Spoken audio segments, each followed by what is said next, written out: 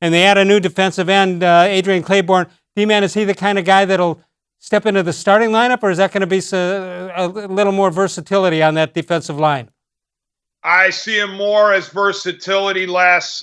You look at his age, 31, and the fact that I don't think he's a starter. He's an impact starter at this point. I don't think they brought him in here to do that, and I do think that his acquisition is separate from what they're going to do or not do with olivier-vernon.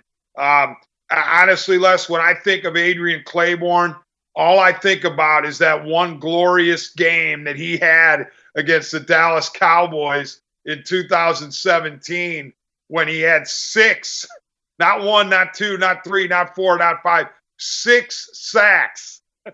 6 Wow. of his 9.5 sacks were against the Cowboys. It was an incredible game. All right, so that being said, you okay with the deal?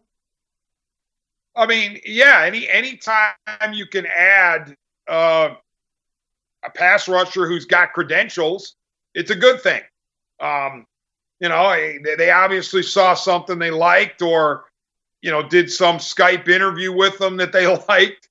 But I'm not going to complain about it because they're the ones that have the intel, and we'll see. But I don't think he's being brought in here to be a game changer. I think he's brought in to be quality depth. I think when you think of what the Browns do and have done over the years, when a move like this is made, you think one of two things.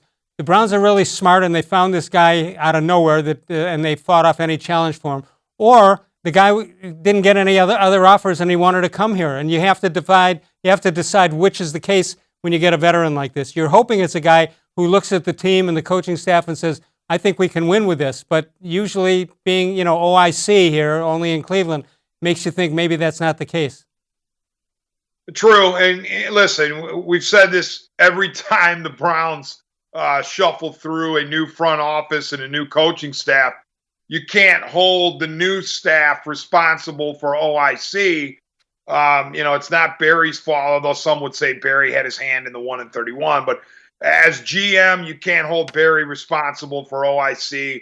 And as head coach, you can't hold Stefanski responsible. So you just hope that with a clean slate, these guys are making the correct calls. But here, let's be real about the defensive line, Les.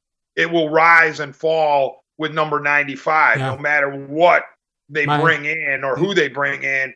Myles-Garrett needs to be healthy. He needs to play 16 games, and he needs to be a Defensive Player of the Year candidate.